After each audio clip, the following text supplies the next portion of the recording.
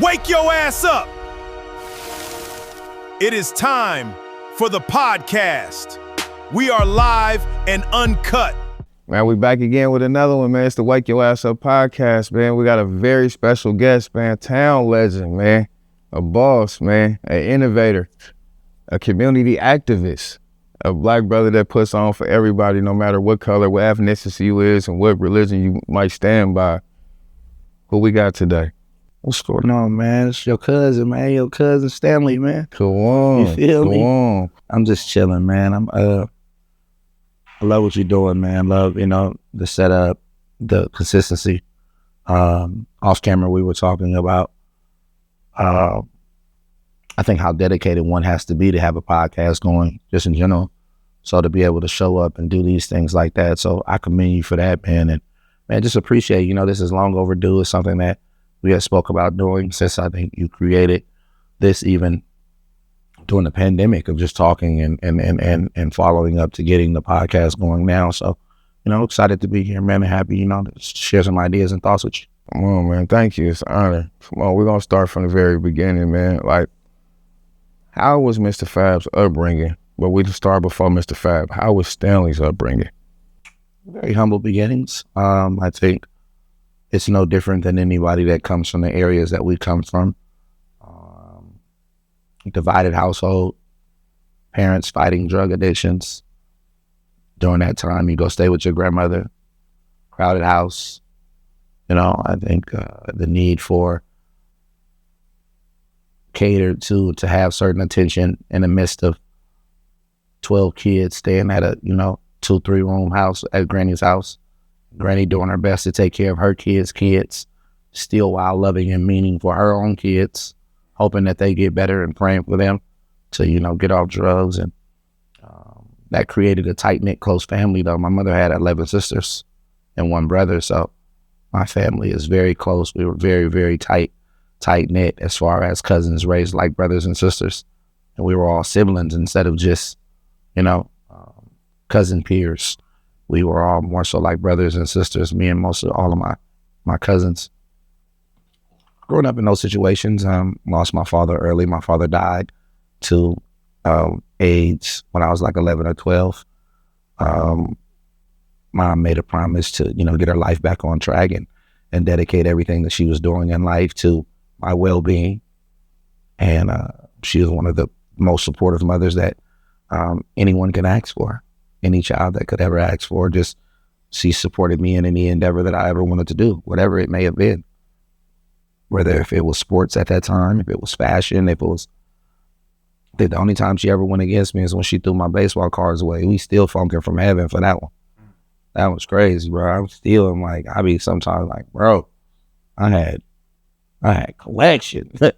But nah, man, my mother was like the greatest human on earth in my eyes, which I feel like every person should feel their parents are. And she set the catalyst for what it was to be a parent. So let's rewind back a little bit. When did the separation come between the situation between your parents and you having to be with your grandma? Very early. Like I don't even have a picture of my mom and dad together. I don't even have many memories of them, at least pleasant memories. I think a lot of things were, they were young.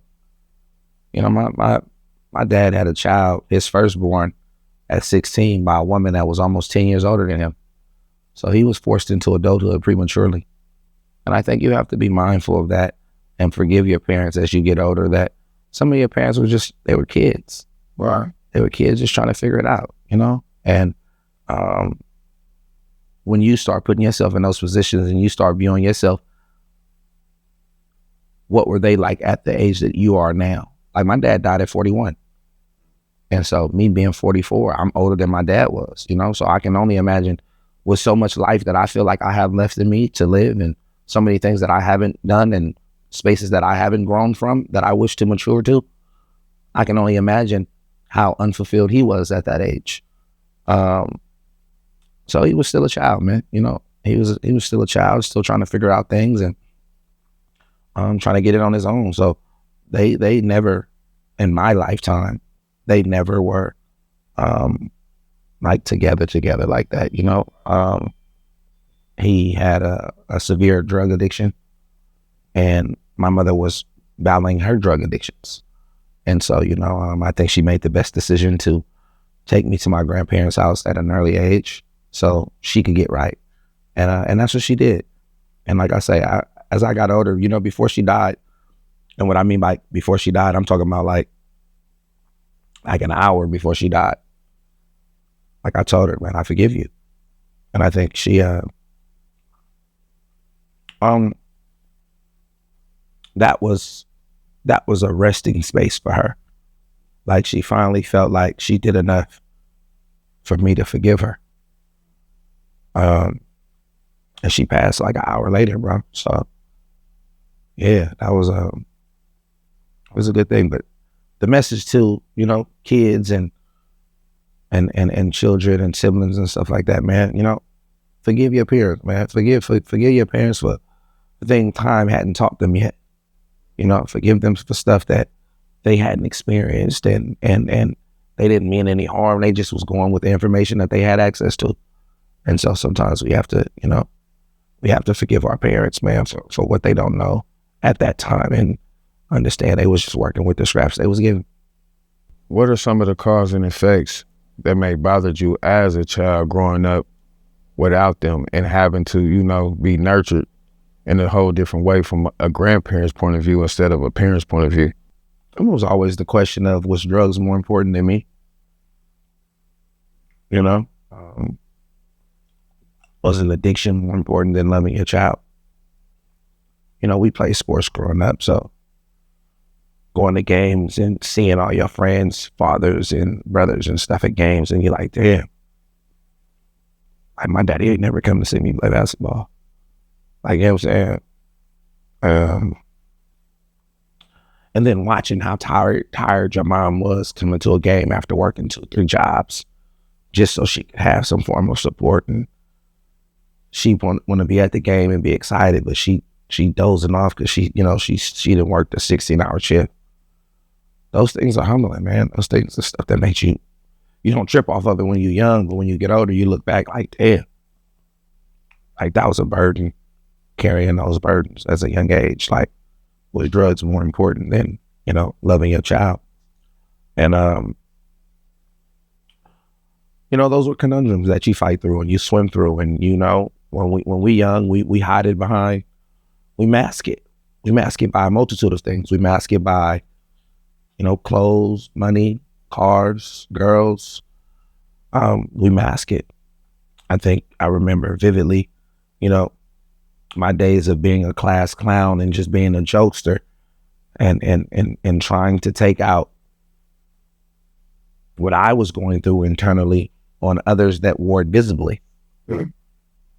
Like you could talk about the dude that wore Pro Wings, or you could talk about the girl whose hair wasn't done because, they weren't able to mask it as well as you were. But we was an argument away from being homeless. We had roaches. We had, you know what I'm saying? But some nice clothes and a nice smile could hide all that. So you never know what somebody going through. That's why they say it's very important that you check on your friends that are always convivial, your friends that are always upbeat, the ones that make it seem like nothing's going on, because those are the ones that are suffering the most. So you was always a fly kid growing up, that I've seen throughout some of the, monument stories and, pictures that you can show us throughout your journey. You always was fitted. But as I can see, sports and basketball was kind of like your first love. What were some of the things that, gave you the mentality to even want to play sports due to the things that you was dealing with? Baseball was my first love, which I think like many people that grew up, that's when black kids play baseball a lot. Right. Yeah, Babe Ruth, like baseball, like I was like, all my friends play baseball. It wasn't as many, the access to AAU basketball like it is today and things like, you know what I'm saying? You had Berkeley Cougars, Oakland Dynamites, the Saints, you know what I'm saying? And this before the Saints was even like, the Saints came around like when I hit like teenagers, but it was Berkeley Cougars, Dynamites, or Kappa, MC Hammer, New York Times, New York Life. You know what I'm saying? Pam. You know what I'm saying? Or that. So you either, every Saturday you was at Greenman, you was at Mosswood, or you was at Concordia. And those was the baseball days, man. And I think sports were synonymous with an option that we felt like we could utilize this to get out of our situations. We could change our situations, especially if you had proximity to individuals that actually made it. And they gave you a hope. They gave, looking at Ricky Henderson and being like, man, he's from Oakland. Dave Stewart, like, damn, they's from Oakland. You like, yeah, they play for the A's. They right here. We can make it too. And I think those Bip Roberts and other individuals, Terry Pendleton, those are like people that were from Oakland that we were growing up that were baseball players in those times. And so baseball was a love. And I felt like being on that diamond or being on that basketball court or being on that field, it took away from the reality that you had to return home to. A lot of us spent more time on that playground because once you went home, you knew what you was entering. You knew you was entering in an abusive household where your parents were fighting and bickering, or it was just tough. It was, some people were, some of the things that some kids that were going through, man, when they were old enough and had the courage to tell their stories, it makes you realize why they were when they were young. When you hear women get older and be like, I was getting raped when we was kids, like, damn, like, well, you see the reason why they were so either hypersexual or super standoffish, or some of the dudes that was getting touched on, and the reason why they were so violent and so angry. And yeah, man, childhood psychology, man, when you study and dive into the dichotomy of that, it begins to make you observe things with a deeper lens. And like I say, sometimes sports kept us away from the realities that was going on at home. So did you ever participate like in like the exploratorium, Sure. So when you participated in that, what were some of the things that you did? Like, did you cite a well-known poem? Did you write your own poem? Or, did you just create something that you might have heard from the latest people in the neighborhood? At an early age, I had advanced education. Like, I was always kind of like, I was in always all the special programs like MESA, which was like the Math, Engineering, Science Academy. I was in GATE, which was Gifted and Talented Education. I was selected to go to the Math Olympics, which was held at Holy Names, where you had some of the best mathematicians around your area from SAT school. What was those tests? The CTBS, whatever those tests were. It was whatever those tests was when we was young. And so I've always, I think education-wise, I've always had that that kind of like, that was my niche. I always loved school. I always loved learning and stuff like that. When we was young, people called it square or nerd or whatever. But, I think those were their insecurities projecting. It was just well-rounded from an educational point of view. So I do remember Lawrence Hall of Science and stuff like that. I remember, taking those trips. I remember plays and drama class, reciting the I Have a Dream speech, reciting quotes from Malcolm X's speeches, Claude McKay, If We Must Die, James Baldwin, different poems and different writers, which always gave me a love for writing. At a very young age, I developed a love for writing. And then when I would get in trouble, my mom, my form of trouble was my mom would make me read the dictionary. She did that.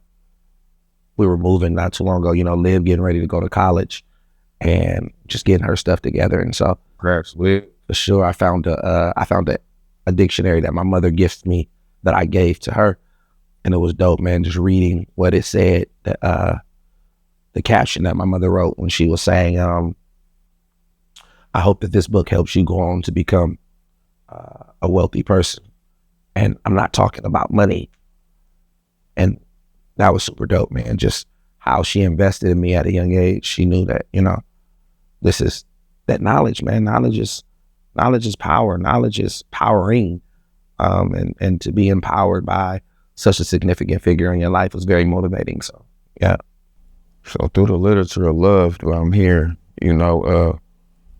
where did your love at come in with music? And like, how old were you, and what gave you that drive to even want to just adapt to even listen to music? I grew up in a musical household. Like, now don't quote me, but it's some correlation between my grandmother and Sam Cooke. I mean, he might be a cousin or it's something like that. Like, so I know for sure Karen White is my cousin. And in the 80s, Karen White was like a superstar. Karen White was like the second coming of Whitney Houston is what, you know, how like when she had the song, I'm Not Your Superwoman, and all around the family, you know, your family be like, you know, that's your cousin. That's your granddaddy, daughter, niece, or daughter, niece, daughter, or something like that. So we grew up in a musical household. And then my grandfather was like an old, to this day, I don't know exactly what my grandfather did. Like, I never seen him get up and go work, nothing like that. But I never seen my grandmother work. Like my granddaddy had 12 kids, 11 girls and 1 boy. We always had a big house. The bills was always paid. Like I don't know what he did. He just was, I don't know, man. He was a lieutenant. He was a detective. He was an ex-military dude. He was a gambler. I don't know, man. I tell you this, I never seen my grandmama work a regular job. I've never seen her, none of that, but everything was always paid for.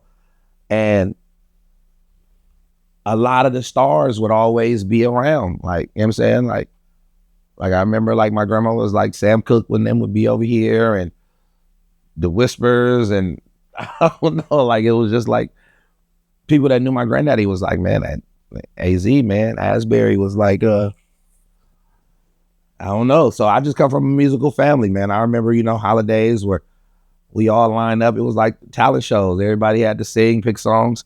But I think I became immersed in the love of music after writing around the time that my father had passed. And I began writing poetry because I went into a dark space. I went to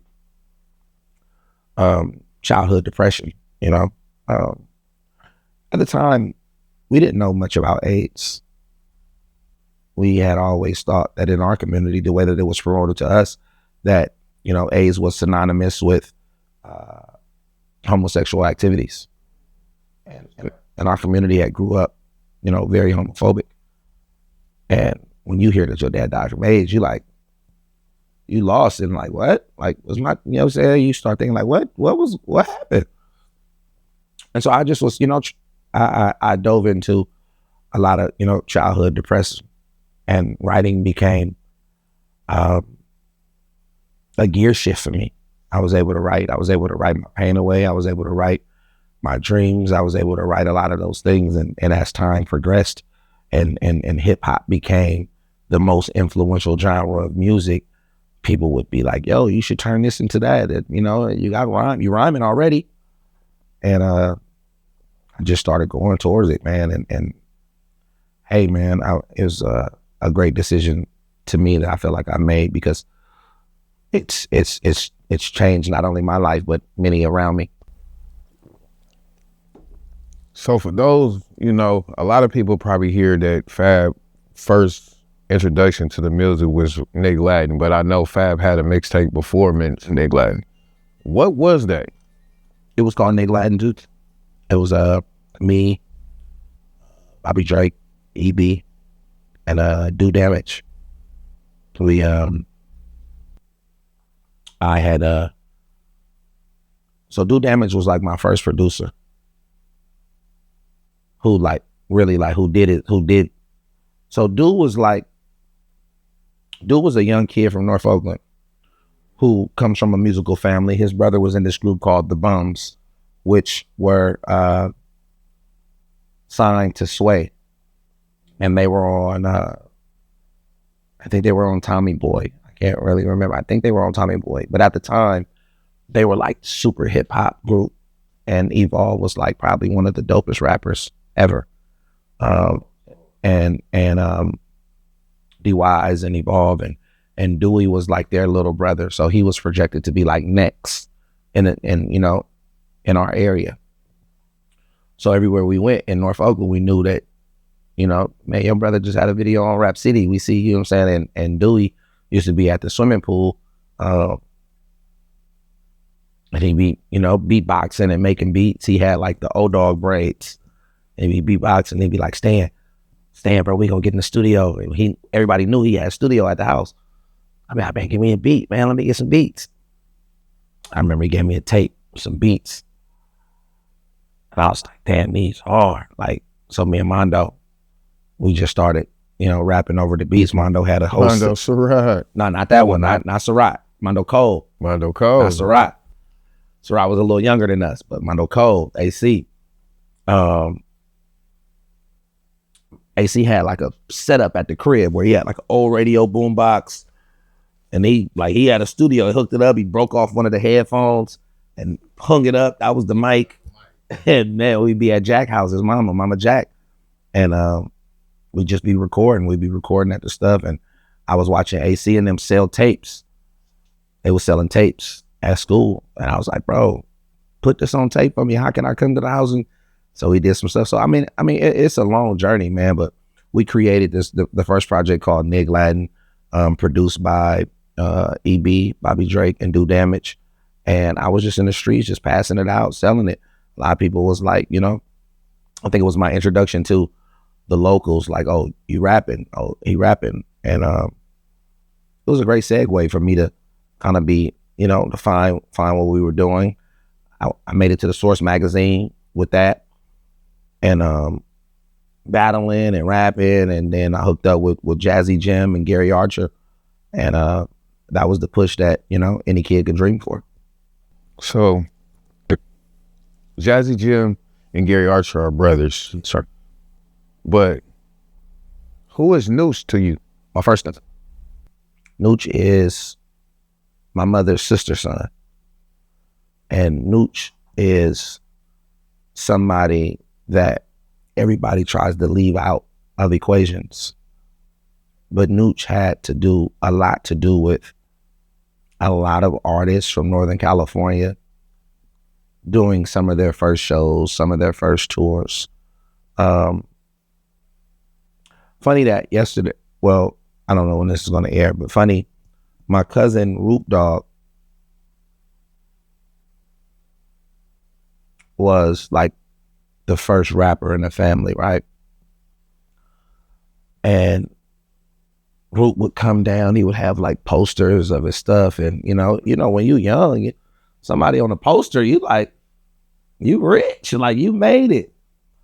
And Nooch was hustling, like, I'm saying, ain't no doubt about it. Nooch was hustling. Nooch was like, Nooch was involved in, urban pharmaceuticals. And he was hustling. He was putting a lot of money behind his brother. Roop is his brother. But Roop was like, he like, Petey, you rapping? I'm like, yeah. I'm like, yeah, cause I'm rapping. Whoa. He like, man, we finna go on, he said, man, I'm finna go on tour, man. We finna go play around Seattle, Oregon, all the whole stuff. He's like, I'm gonna ask Dez if you could go with us. And I'm like, bro, I'm going. I'm like, I don't care what she say, I'm going. And I was like, Mom, can I go with Ruben and them? She was like, hell no. Nah. She was like, man, them niggas is going to jail. And I'm like, nah. I'm like, nah, this tour and it's a raps tour. She like, and my mom was super overprotective of me, man. I was her only child. I was really her only everything. You know what I'm saying? So she was always just a loving mother. But she was like, man, go ahead, dude. She was like, that's what you want to do? And so Roop took me on his first tour, and Nooch through that tour. Like Nooch moved a lot of us around, bro. Nooch gave a lot of us opportunity to go places. And people, whatever they say about him, one thing they can't deny is he gave people opportunity to get on. And still to this day, moving around, networking, hustling. He showed me a lot about the game. My mama taught him a lot about the game. And he, we bring it back full circle, man. That dude is the ultimate hustler. My cousin has always been and will always be one of my role models, man, and a go-to guy when it comes to the art of hustling. I watched him make nothing out of something. I watched him I watched him go from being a brick man to being a promoter to networking. And, hey, man, the Nooch, man, who you with is who you know. So we want to know the truth today, right? Who introduced Fab to Mac Dre, and how did Fab even coincide to even make W.Y.A.U to even be in his for confidence to even know about Mr. Fab? The truth is B-Love and Justin Lomax. Cut. Yeah. B-Love, Yeah, thanks to which did a documentary called 23109. Yeah. Exhibition of Speed. They came to my mama house and filmed my part. And I think that's the first time that Dre got whiff of me, because this was right before Trill TV, or around the same time that Trill TV was coming out. And so Dre was distributing that documentary for B-Love because Justin Lomax was the cameraman. And of course, Dre had to see it, preview it, and he was like, Cuddy, who is this? Like, this personality is crazy. You feel me? He hella funny. Like, who is this? And Nooch was like, nigga, that's my cousin I was telling you about. That's my mom. He's like, that's my mama's sister's son, like my real little cousin. And Nooch, like, and because Nooch was managing Dre at the time. Hold on. Nooch was managing Mac Dre at the time. Facts. Wow. It's a fact. And so he like, nigga, we're gonna pull up to my auntie house.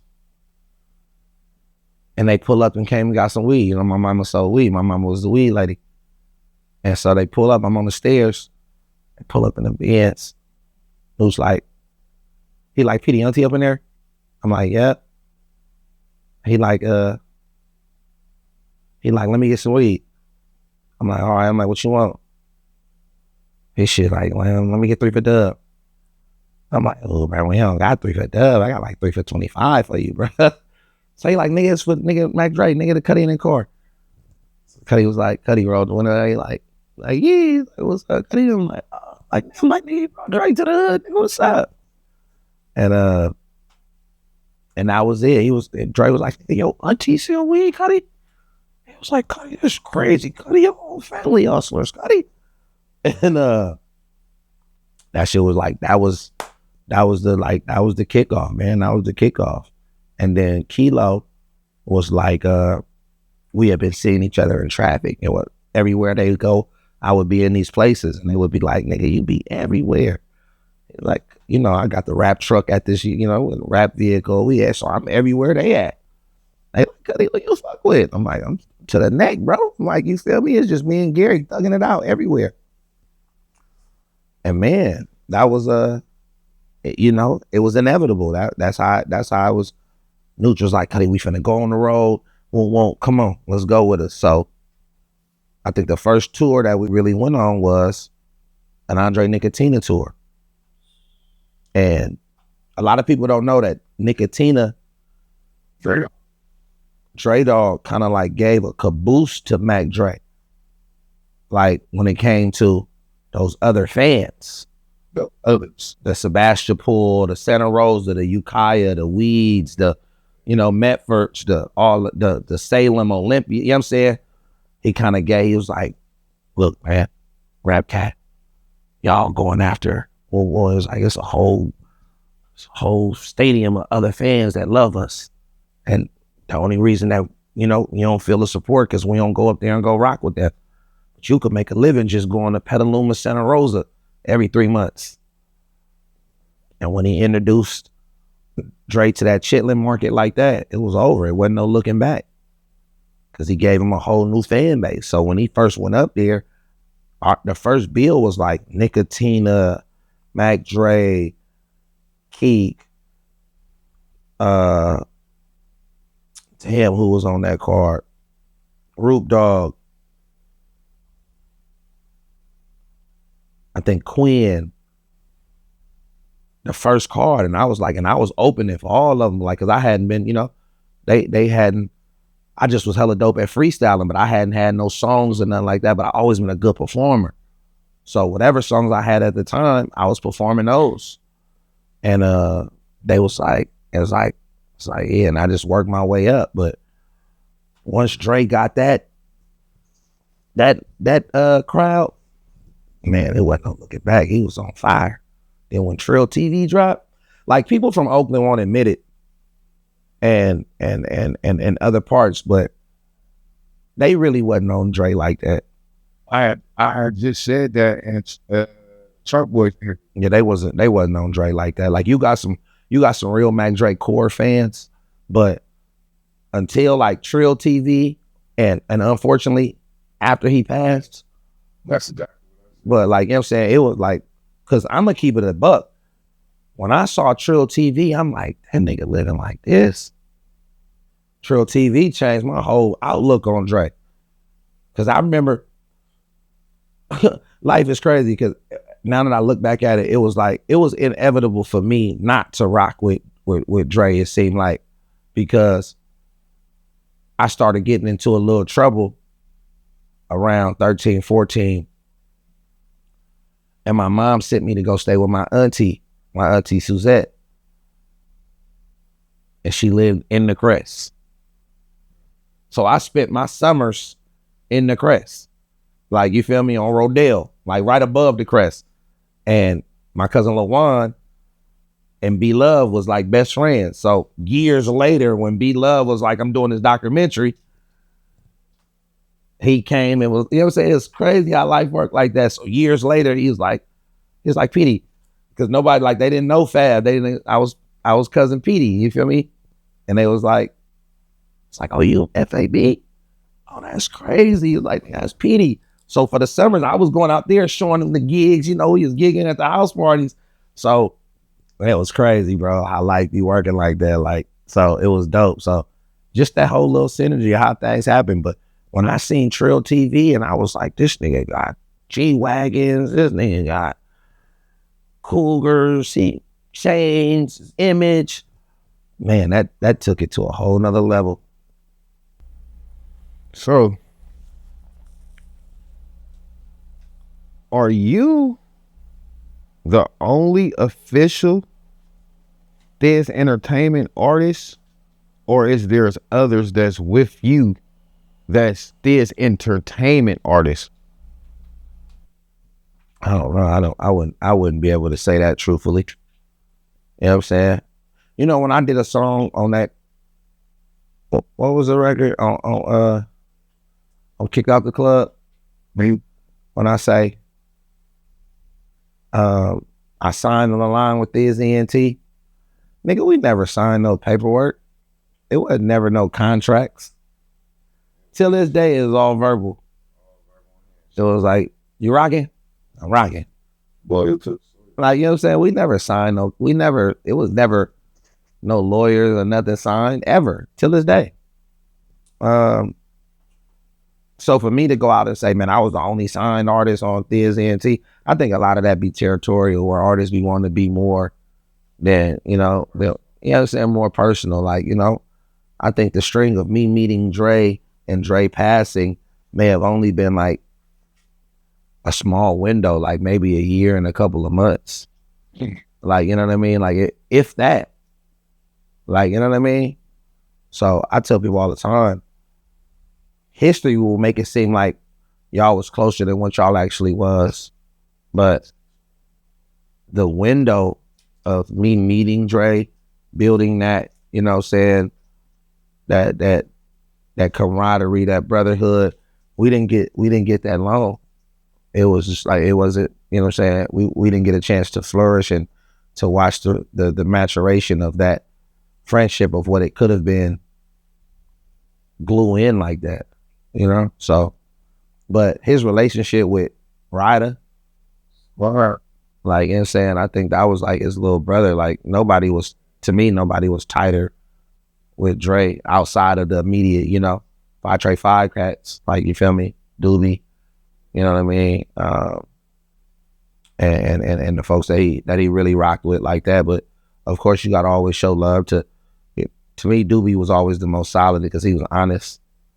Like, Doobie is always, and I feel like Doobie is the unsung hero in a lot of those things, like where they forget about how important Doobie played, because he was still the turf bandit. He was still the one you could go slide through Sawyer and see him outside. You know what I'm saying? You could see him, he was turf bandicoot, and and Sleep Dank and all of the other individuals that was a part of the the original Romp and the crew, stuff like that. But Clyde, Huss, him and Huss was super close. But yeah, though, so for me, I would never go out and say that. Now, there were a lot of individuals that came around after he passed, and they'll say things like, that they were there, and that's on them. That's what they got to live with. Right. In 3 words, how would you express Mac Dre?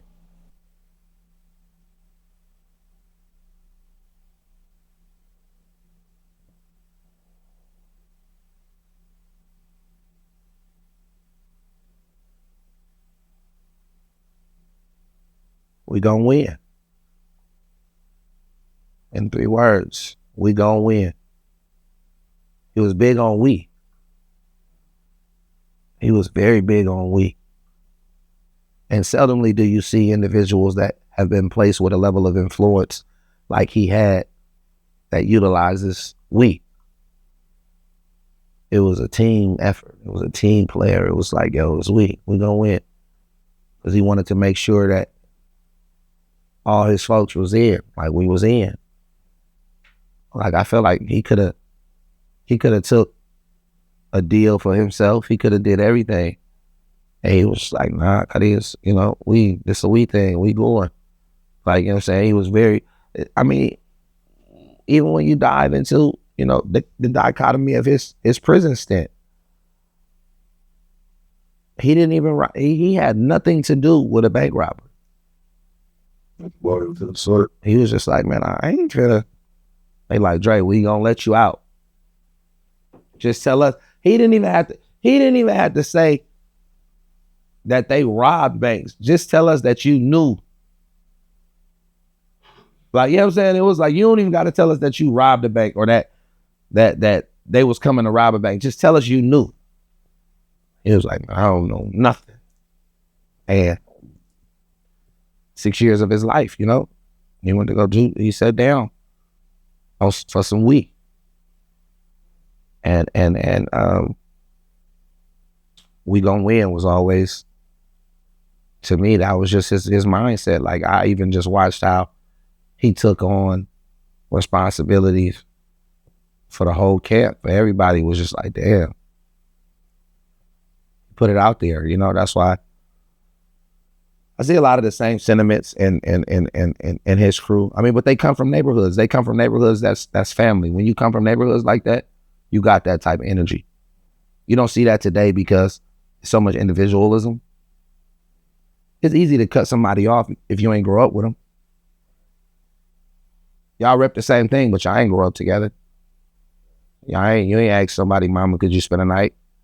Like, it's hard to backdoor somebody that you really grew up with, sharing socks with, sharing, foot and head at the be in the bed. I know you pee in the bed, but I ain't gonna tell nobody. Them our secrets are safe. Like, it's hard to, you take a different kind of dude to cut somebody off like that. Like, or some egregious act that's unforgivable. But when you come up with folk like that, it'd be hard to mess up their friendships. Man. So let's speed it up a little bit. You created a dope album that got a lot of shock value at the time, Son of a Pimp. You had a lot of great production on there, Shanti, Tracks a Million, and a host of others. Tracks wasn't on that album. Tracks wasn't on that one? He was on the next one. Nope, he wasn't on Son of a Pimp 2 either. Damn. Nope. So it was just something that you just worked with throughout the time? Me and Tracks a Million did a song, and he used it for his album, which was like one of his biggest songs that he ever produced. Wow. Outside of super hyphy, but he did Sideshow. Yeah, he did Sideshow, but it was never on none of my albums. It was on his project. That's crazy, because now that you say that, it wasn't on none of your albums. It was never on none of my albums. That was his. And then at that time, that was like when LimeWire was out. So if somebody would find a song, we don't know how it got out. It's just you leak it, upload it. But yeah, that was on Slap Addict. That was actually one of his biggest songs that he had ever produced. But a producer that you missing on Son of a Pimp one was Kanye. Kanye West did the first song on there, actually. Hold on. What the fuck? Yeah, Kanye West did he did the song Big Time on there. And this is before, of course, it wasn't the Kanye that we know today. This was the Louis Vuitton Don. This was him with the polo shirt, the pink polo shirt, the Louis Vuitton backpack. I met him at the Wake Up show. And I was vibing, and he was just like, he was, he was, you know what I'm saying? Kanye was like super fly Chicago kid. And he did Big Time on that album, the first song. Then the intro was produced by Taj Mahal. Taj. So Taj, this is before he went on videos and everything. This is before he did videos for Rihanna and commercials and Nike and whatever. He's one of the greatest creators. That's an unsung hero. But Taj Stansberry, he actually recorded my mother. We went to his house and he recorded my mother because my mom did the intro. And he recorded that. And he'll always be forever in my favor for that, because that's like one of the last spaces that I have of her actual voice that I could go listen to whenever when I get to missing moms. But yeah, the star producer, which a lot of people confuse sometimes, and they think Track's a million, but it was actually Trackademics. Trackademics did like 7 or 8 on Son of a Pimp. So he came through and he made that album what it was. Like, I met him at Blake's. We did a show, the New Bay, me, Frontline, Balance. We did a show at Blake's. We were just creating just a new underground movement. And he came up to me at Blake's and was like, yo, I make beats. And he gave me a beat CD. But when I got to the car and played the beat CD, it was other people rapping over the beats. And I'm like, bro, I called the number on the CD and I'm like, bro, why would you give me a beat CD with people rapping on it? He was like, nah, those are my beats. I just wanted you to hear them with other people's lyrics. Like, so he would do mashups. Like, he would take a Nas song and put it over one of his beats. Wow. And it was like, I was like, oh, that's crazy. I'm like, well, number 3, number 6, number 8. He was like, I'll send them to you. And till this day, he's one of my favorite producers, man. Trackademics is, he made that album what it was. He gave me the soul and grit on my album. Unfortunately, people only took towards the hyphy songs, and they made it seem like that's what it was. But that album was so much more than just a hyphy album. It was very well-rounded. So, as time progressed within that time, you signed to who? Atlantic? How did that coincide? And I remember you actually had the Ghostbuster car in the video. From my perspective, from what I've seen, it seemed like a lot of senators and top executive kids start having car wrecks and stuff like that, and you had took on the scrutiny behind that. How did that feel at a time when you were at the height of your career and representing a city that really wouldn't get a good look at that time? I think that I've become the fall guy for everything that people don't want to take accountability for my whole career. Like, I'm always getting blamed for something. But I take it with a smile, man. It's a part of leadership. At the time, B.O.B. signed with Atlantic. He signed an artist deal. It was time. It was up for us. We had been going around shopping to different labels and things like that, and Atlantic was the only label that was offering us a label deal. Being from the Bay Area, you think that, man, I ain't signing no artist deal. I need a label deal. But we didn't know nothing about no labels. We didn't know nothing about no infrastructure. So I ended up signing a label deal with Atlantic. Knew nothing about running a label, knew none of that. They gave me freedom, which was actually more so rope to hang yourself. They was like, yo, you can go turn in a project until your album is ready. You can create a project through a subdivision, which was through SMC. I put out the Pedestrian. That's what the helmet on with the hat. Mm-hmm.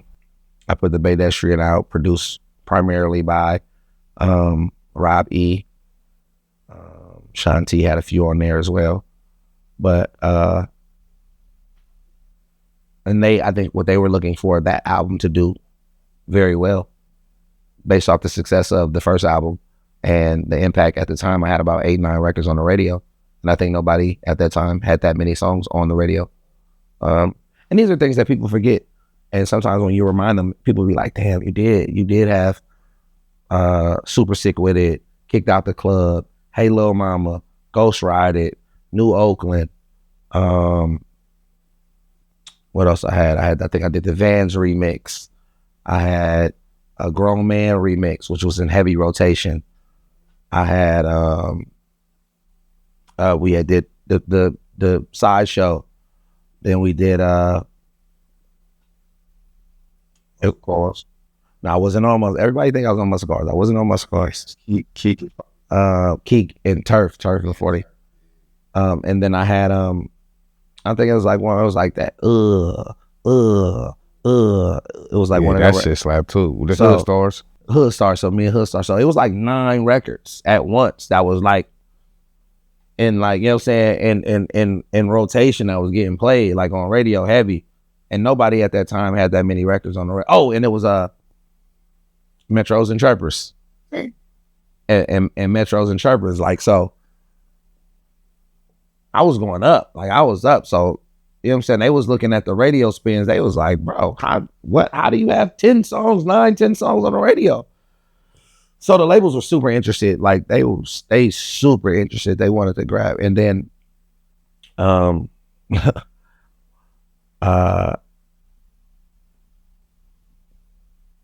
and then an opportunity presented itself to go do a radio show on another channel. And that was the turning point at the career at that time, because I got banned from the radio after that. So imagine Monday when you sign with a label, and then Friday, no records getting played. No, nothing. Like, they just stopped. All the records just stopped. So the label was like, yo, what's going on? And I can't tell them about a personal dispute, or they don't care about the politics like that. They like, dude, we just gave you feel me, a bag. Like, what do you mean? What do you mean banned from the radio? What do you mean you're not getting, you know what I'm saying? Like, what? And that just changed the whole dynamics and the trajectory of where I was headed at that time. And it put a real dark cloud over what I was going and what I was doing, man, you know? And it couldn't have been at a worse time, because at the same time, I ended up finding out my mom had cancer. And then at the same time, I ended up finding out I had a baby on the way. So it was like, bro, it was some stuff. Like, it was like, damn, like, I'm going through it at the time. Like, I'm supposed to feed my family. I'm booked 3-4 shows every week. Like, you know what I'm saying? And it slowed things up, man. But looking back at it, man, I felt like it was a blessing. I just felt like I wasn't ready at that time to have the success. A nigga would have smoked me, just based off the fact that it was like, man, too much money. You don't have the emotional management to learn how to quiet certain things down. Like, you know, I'm 3, 4, 5 chains. I'm raceless. I'm worldlies. I'm everything. I'm red monkeys. I'm dry. I'm crazy. S500s. I'm young, dude. I'm scrapers. We pulling up in your face, braggadocious. It's like, if it would have turned over more to, you know what I'm saying, like the millions at that time, I wasn't ready for it. Nigga would have killed me. And so I'm thankful. Believe it or not, it may sound crazy, but I'm thankful that it didn't go the way that it went at that time. Like, I'm thankful that I was banned from the radio. I wasn't able to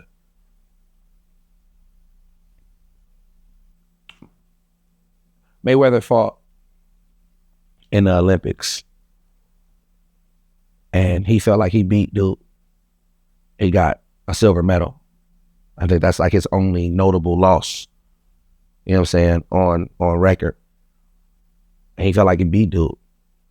But if it wasn't for that loss, he wouldn't have became the Mayweather that he is now. That loss is what fueled him to be like, I'm never going to feel like that again. I think me being banned from the radio and having everything taken from me and being ostracized, and the public never knew nothing about that. All they blamed was, oh man, the fat Ivy movie fumbled. But when I tell people, bro, it's easy to fumble when you mute the loudest voice.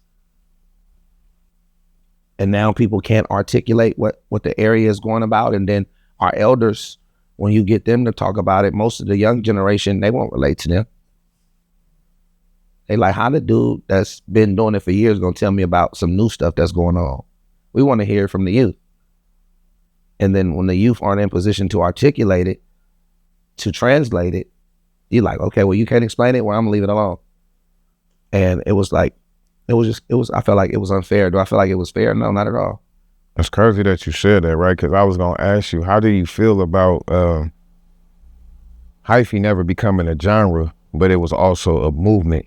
And a lot of people don't understand the difference between hyphy never became a genre. So we have a lot of disconnection of expression towards things that not understand the terms of business, because crump became a genre, but hyphy never did. And it was due to, I feel like, not having the longevity of into the culture, you know, as a whole. So what is your take on that? I think the subculture of hyphy is a genre. But we have to also be mindful of hyphy wasn't just music. Like, hyphy was like that nigga that woke up that morning and was like, bro, I'm on one, bro. Like at first, hyphy wasn't cool, bro. It was a nigga that was niggas like, bro, that nigga too hyphy, bro. We cool, bro. Like, bro, watch out, bro. Hold on, bro. Pull over here, bro. Bro, a hella hyphy, bro. Hyphy was the young nigga walking in, you feel me? McDonald's twisting his hair like, bro, y'all ain't got no, bro, my mama, bro. Ooh, these suckers up in here, bro. These niggas suckers, bro. I'll strip one of you niggas, bro. Mama. Like, hyphy was like who? Sonny Bo, like, that was like a real, like, there was like Critty and them niggas was like hyphy. Like, if you got a chance to know Crid and Damari, the Ghost Town niggas and the West Oakland niggas like that, them niggas was hyphy niggas. Them niggas was niggas that was like, bruh, them niggas tripping, bruh. You feel me? Like, niggas be like, bruh, them niggas tripping, bruh. Like, Crid was like, Crid is who made people say whatever they want to do. Like, Ghost Riding came from a nigga, Critty Bo. You feel me? That was suicide through go back. Come on, Reddy Bo son. Like, you feel me? Like that was like, Crid would pull up to Tech in the blue van and jump out and just be dancing. This is a black ass nigga, man, with hella gold teeth in his mouth, and he was with the baby fro, and he was like the epitome of like, nigga, that's a town nigga. You feel me?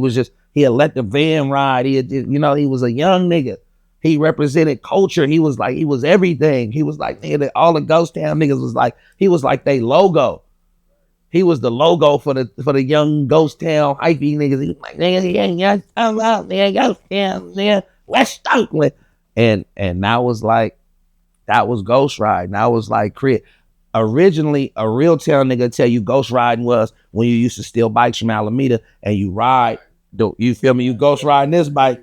And you doing it like that, like, you feel me? That was like where, you feel me? And then niggas start doing their car like that. So, yeah, man, like, hyphy was like, I feel that if genre is here,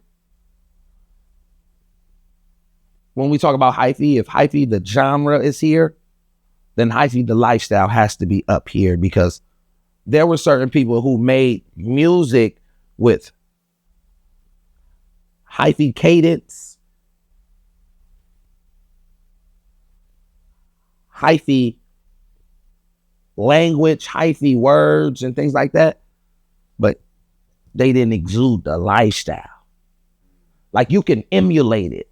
You can emulate it by, oh yeah, okay, so we say this, we say this, we say this, and that's a hypey song.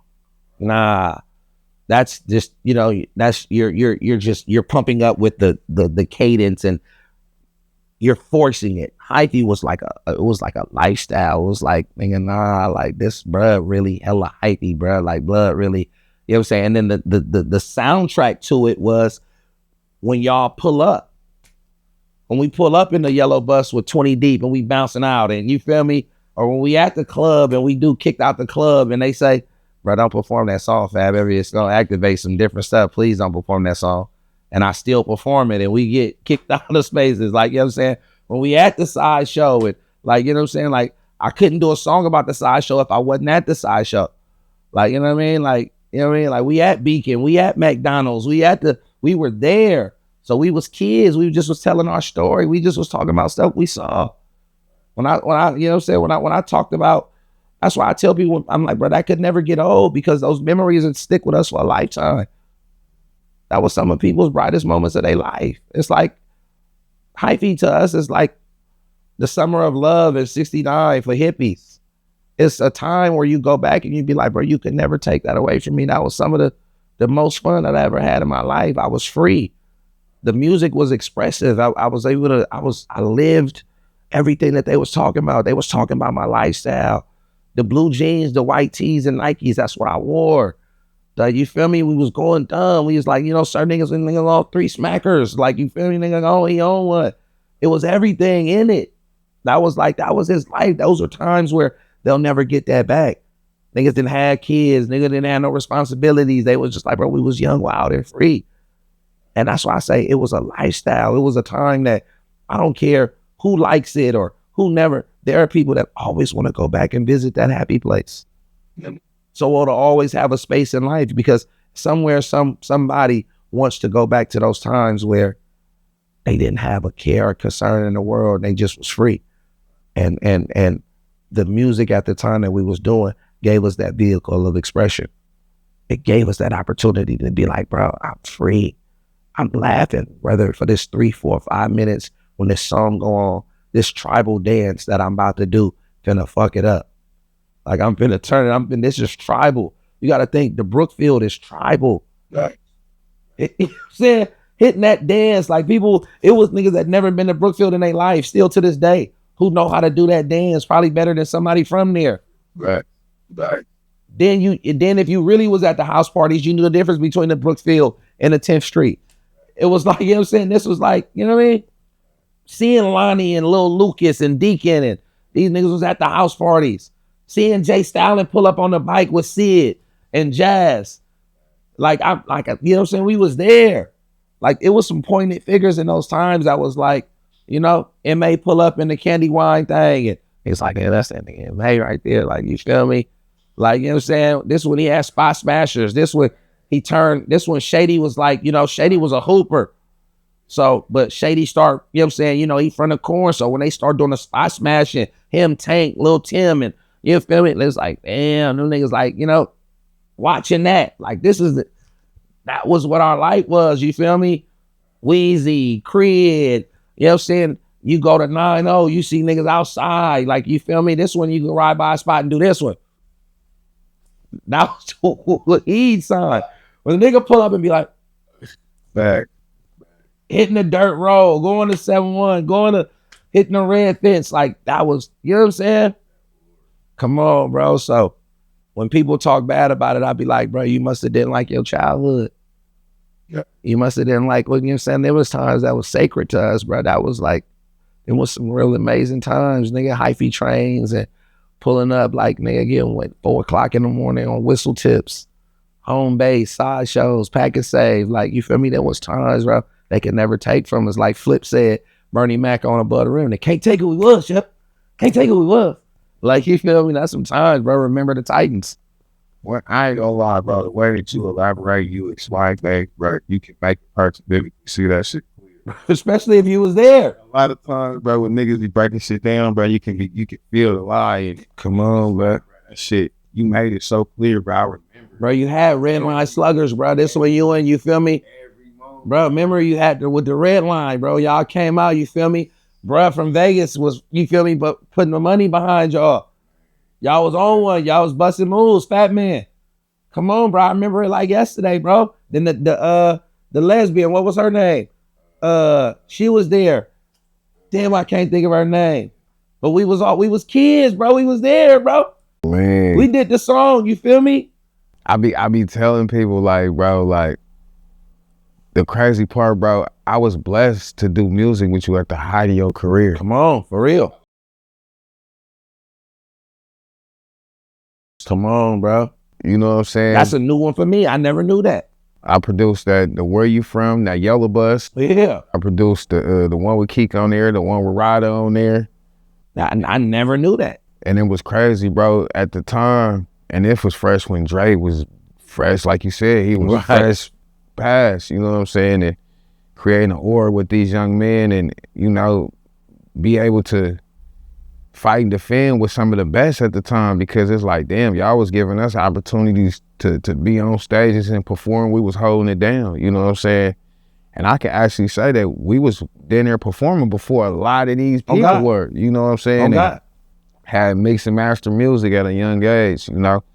And it was crazy how I ended up getting y'all on some shit. So it's crazy because I had hit for 20,000 and I told Fat Man, I'm like, I need Fab and Keek on some shit. So he like, man, you come up with that 20 bands, I'll match you with the other. You feel me? So we got you, Keek, Ryder, all the shit. You feel me? And it was crazy because it was like, I always seeing you anyway. You coming to the hood, we fucking with you in the hood. So it's like, damn, now from fucking with a nigga in the hood, I'm saying Fab be one of the biggest artists in the world from our side. Now I'm actually get to do production with this nigga on it and I'm rapping on it. You know what I'm saying? So it was a monumental thing, bro. And you know, just to see that shit safe forward, it's a blessing, bro. You know, and to see you transition into the penmanship and writing platinum records and exploring other, you know, great options to creating a clothing line with you and Crip and, you know, your other brother in Dub Tape, you know what I'm saying? And even having Kenzie involved with the, you know, the Dope Air magazine, you know what I'm saying? RP to Cuz, man, you know, left us at a monumental crazy time, you know? And I'm just sitting back, just hearing you talk, bro. I'm just thinking about, like, you took a lot of losses, bro. You know what I'm saying? From Doobie to News to Keys to G-Field to, man, bro, you know, I can say, bro, you wear the crown on that as heavy as you can, man, bro. You know, the fucked up part is like, we can do this shit for hours. Yeah, we ain't even touched the grit of it. That's just the childhood. We're definitely gonna have to get a part two. You got so much, bro. For real. You know, and we ain't even went past 2008 yet. We ain't we had 2000, we had 2007, 2009. The commercials, your dealership with the Warriors, and you know what I'm saying, your relationship with Steph and CC Sebastian, you know what I'm saying, the things that you do for the community, you know what I'm saying, that even the endeavors that you put your hand out there. So I feel like you put your hand out there so much sometimes that where I think you shouldn't, bro. Because sometimes people are not willing to accept things to where they never was born to raise to know how to be a team player. So they don't know how to desire those, you know? For sure. And the things that you have done for us, bro, sacrifices, bro, a lot of people probably wouldn't have killed themselves, bro. And I'm just being honest, bro. Especially at the heart of a career, top of the moment, radio station falls, city blaming you for all types of shit. It's almost like how the hammer scrutiny, you know, and it's like, stand. What a coincidence, you know what I'm saying? And it's fucked up how the real representation of Oakland, that's really from Oakland, always get the sour part of the stick, you know what I'm saying? And it's fucked up, but in my eyes, bro, you one of the biggest superheroes we got here, you know? As men, we might not always agree with things, but we come to a common ground to understand, bro, I respect you and I love you, bro. As a brother, as a friend, as a man, and a peer, bro. You know, sometimes people taking personal endeavors over the endeavors that we are humans, bro. Humans make mistakes, bro. And only one God can be the judge behind things. And sometimes we try to judge each other by personal endeavors of things that we can't control. You know, it's been a beautiful, beautiful journey, bro, just to see the things that you have created. You know what I'm saying? That you have innovative and showed people that if there's a will, there's a way. You know what I'm saying? And not to quit, bro. And it's easy to quit, but success is a choice, and you making a choice to keep being successful, bro. When it's easy to fold, when it's easy to, you know, have others turn their back on you, when you probably want to turn your back on yourself. You know what I'm saying? Creating a beautiful family getting you a son. You know what I'm saying? Just being around and creating a club for your mom with the legacy of your mom. You know what I'm saying? Being able to be on the Monopoly board, you on Broadway with 2 endeavors. How many people can say that? Broadway. You know what I'm saying? Like, that shit is dope, bro.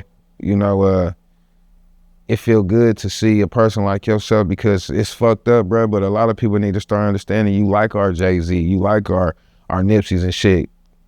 To be able to touch you and to see you on a daily basis, bro, I think people should take more heed to that shit, bro, because it's fucked up. We don't support our people and look at them like celebrities until they gone, bro. But you are our celebrity. You are our founding members of where we look at our forefathers. You feel me? Like, and the appreciation, I think, should be appreciated, bro, while we have you here, bro. You know what I'm saying? Motherfuckers like to wait till people gone to just show them appreciation or acknowledgement. You know what I'm saying? And it's like, acknowledge the fact that, bro, you circumference things that it might have been unbelievable for those. Yeah, man. Some of the things that, you know, looking back in hindsight, bro, and some of the things I overcame, and some of the things that I've achieved, I just take it all with a grain of salt, man. And the reason why is, hey, man, when you become a parent, everything you're doing is just so your kids don't have to go through some of the struggles that you went through, and you want to be able to pass on something to them. But the cold reality about things, bro,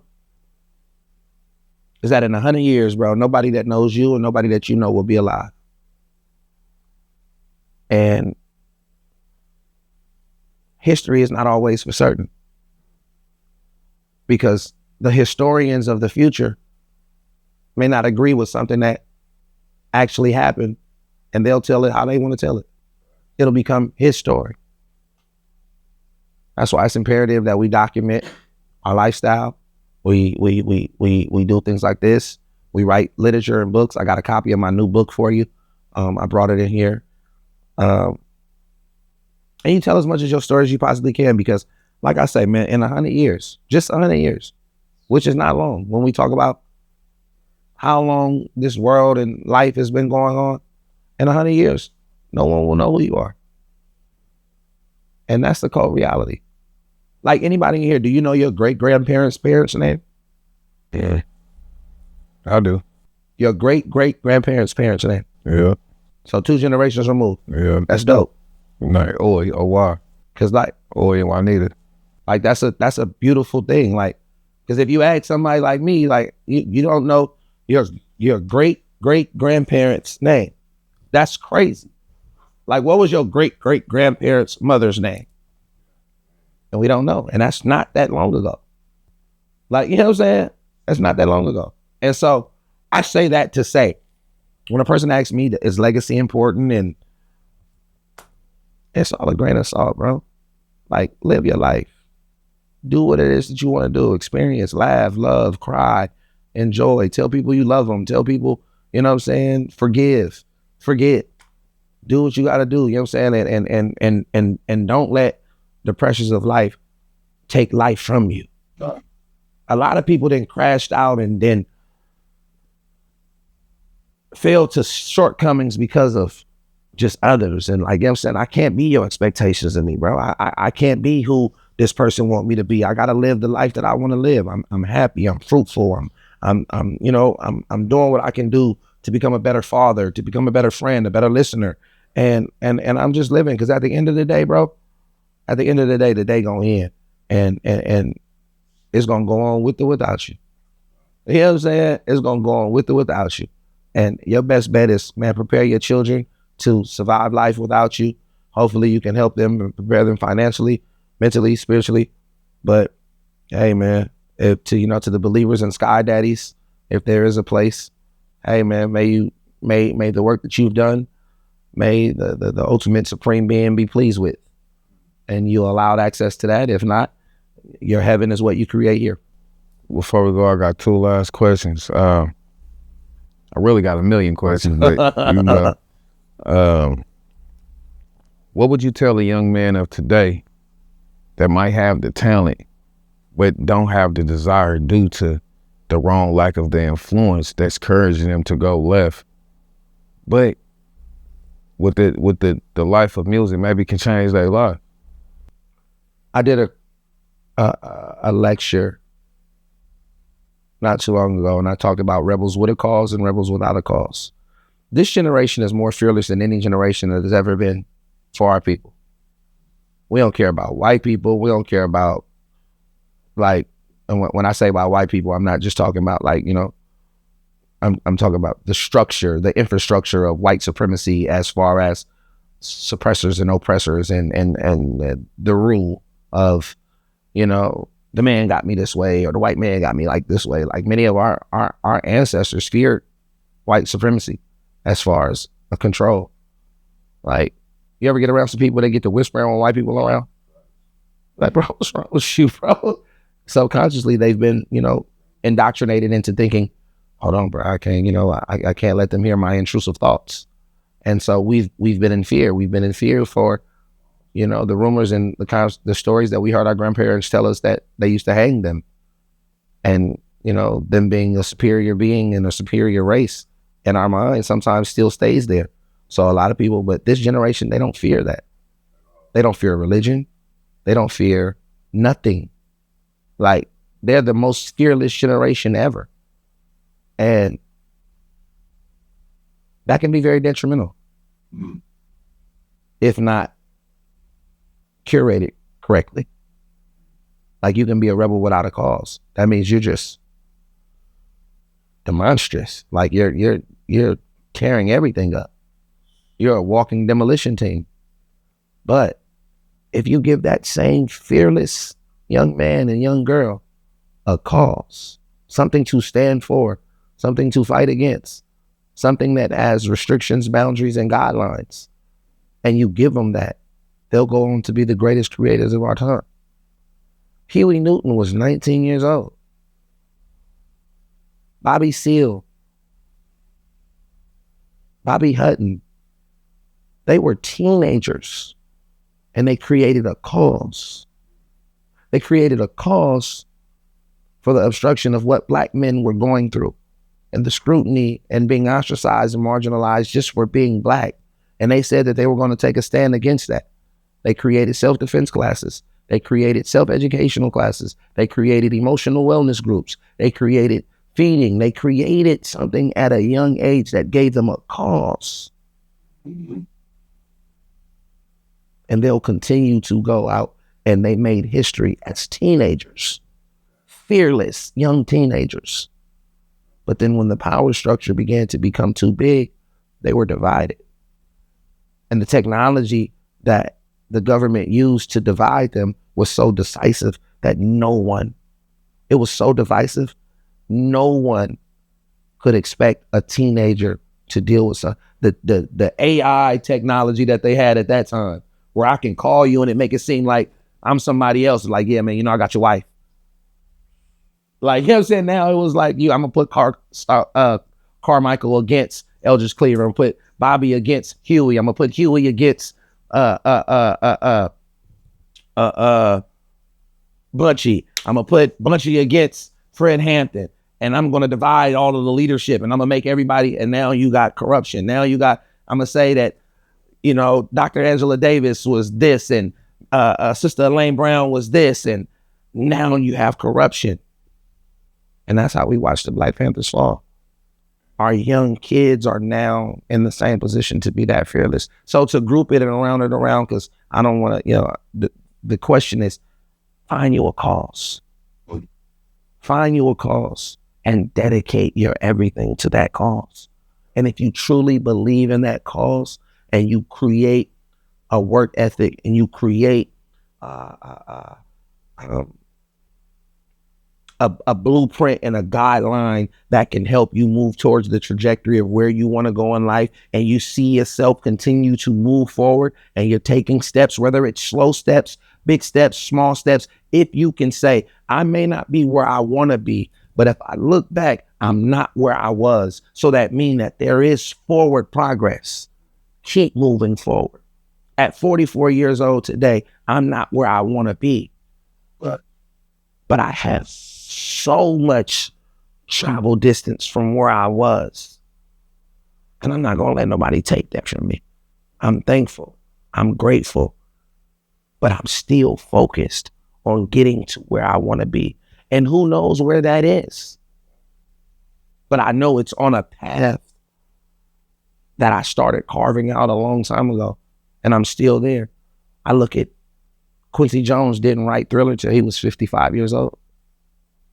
One of the greatest songs that has ever been composed at 55. So that means I'm there. As long as I stay close to my dreams, I could pull something off a dream tree. So stay close to the dream trees, man, and pull some fruit off of it. Do everything that you have got to, what do mental health mean? Mental health is everything to me. It's easy to have peace in a peaceful place. But can you establish peace in the times of war? Can you establish peace in the midst of your worry? Can you create peace when everything is chaotic? And then how would you describe peace? What is peace to you? My mental wellness and my mental health is something that it's a daily battle. It's a daily struggle. I fight anxiety extremely hard. There's seasonal depression around the holidays. I'm condensed. I'm super, because I get to missing my mom. I get to missing my family members. As you get older, you know you're getting closer to death. And that's a mental game alone in its own, because none of us know what's beyond this realm. You know what I mean? And knowledge curses you with clarity, because as you get older, you begin to be like, yeah, right. Like this is it.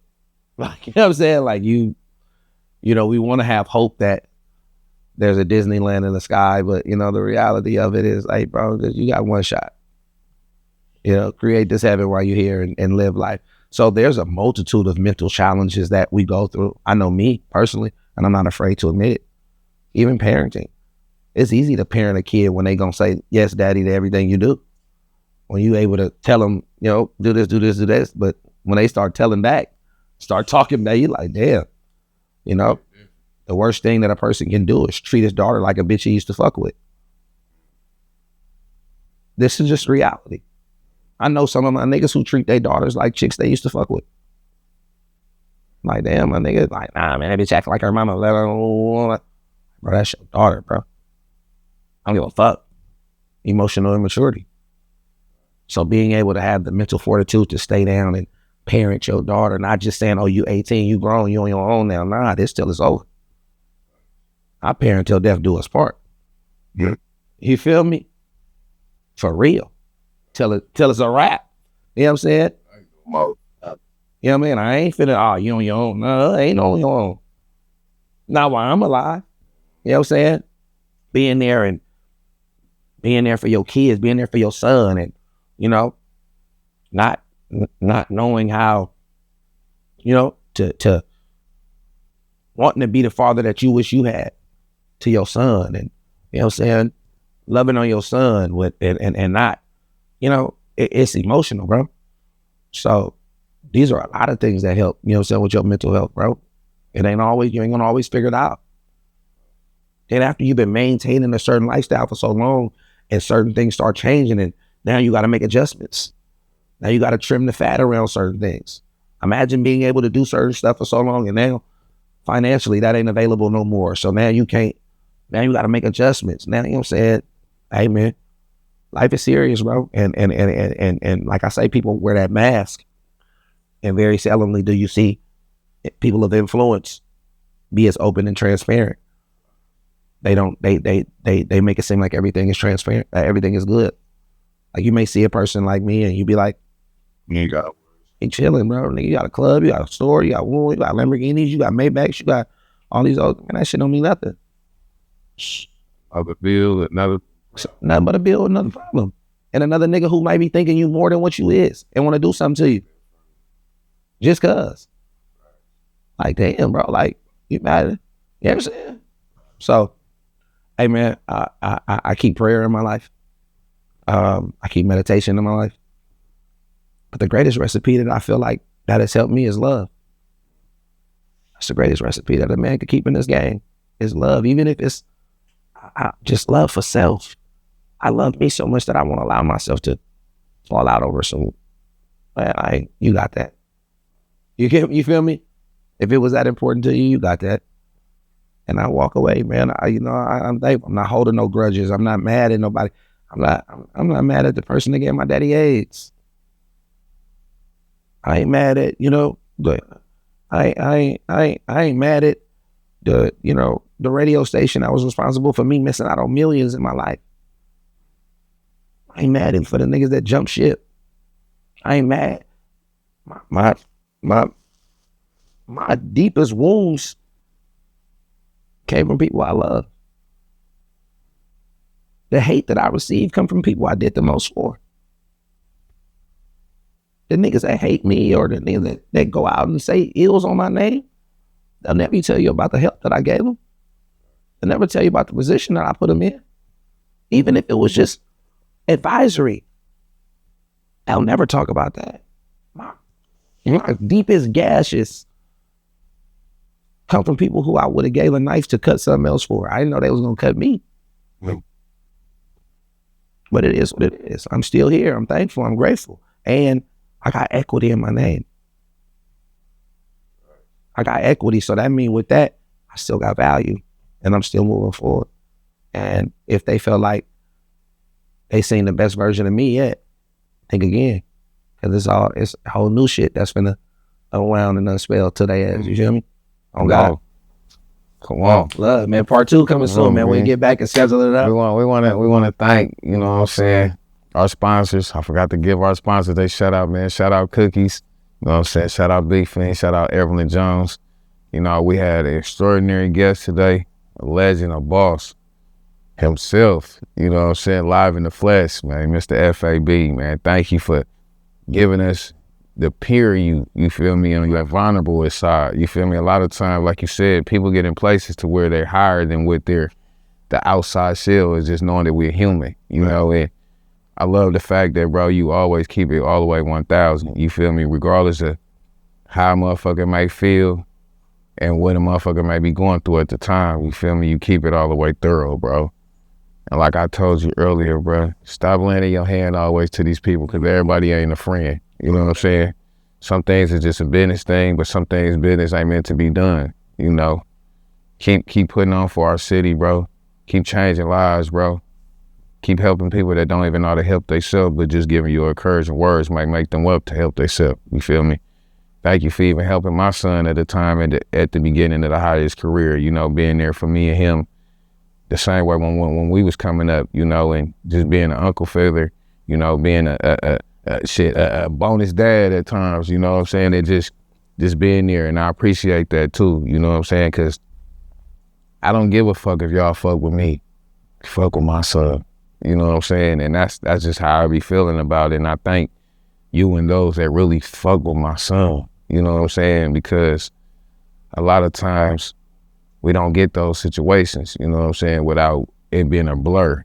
You know, and I can honestly say, bro, you always been there for me and him, regardless if I took anything personal or not, you know what I'm saying? Because, like you said, one thing as a parent, all you got is them, and all they got is us, you know what I'm saying? And bringing them into a game at a young age was always a order. I had to understand this is a man sport, you know, and putting them in a man sport as a child developed a young man at a very young age to countercarry the shit that we call entertainment and music and rap and the culture, and, you know, just having people like yourself that gave him the mentality to keep pushing, you know what I'm saying? And it's like, man, I thank you for that, you know, because me being there one point, but having a peer foundation around him would keep him glued, you know? Because as a parent, sometimes you only hear one side of the story and they only take in one side of it. And it'd be like, either he trying to make my career or break my career. But just to have a camaraderie of people that care like I care, but might do it in their own way, it's still a loving factor. You know what I'm saying? I appreciate you for that, bro. You know, just being there. Man, that's my baby, man. Like you say, man, I love dude, man. Like, to me, he always been a star. He always been, you know, and just watching him grow up. And, you know, he texted me the other day and told me some stuff. And, you know, I don't know if he went public with it yet, but I was like, what? Like, damn, that's crazy. Like, you know what I mean? And, but I love that dude, man. And I seriously believe that, you know, he has position and the experience to take it to that next level still. Currently, you know, people been seeing him so long, but he's still relatively brand new to the rest of the world. And, you know, him not losing sight of that, just to keep going. Duty, I believe in you. I've always has believed in you. And I'm always be a supporting factor in your life to continue to keep moving forward in everything that you do. And, you know, that's my word. Like I say, regardless of where we are and what we do as men, as brothers, as friends, our commitment to them children, something totally different. You know what I'm saying? Totally different. Yeah, and like I said, I'm a parent till death do me part. And when I take on somebody like that, like you say, them second dads, and you know, them uncles be like dads. Sure. You know what I'm saying? Sometimes them uncles be the dad that you never had. And the uncle and the dad could be saying the same thing, but he'll listen to the uncle a little bit more because he gonna say dad just dad. So you know what I'm saying? But you know, just, hey man, we want the best for our children. Let's continue to keep going, man. Wake That Ass Up podcast. Come on, wake your ass up. You feel me? Wake your game up. Don't fuck your name up. You feel me? Come on. I love you, bro. Get this picture with you, man. What my damn phone at?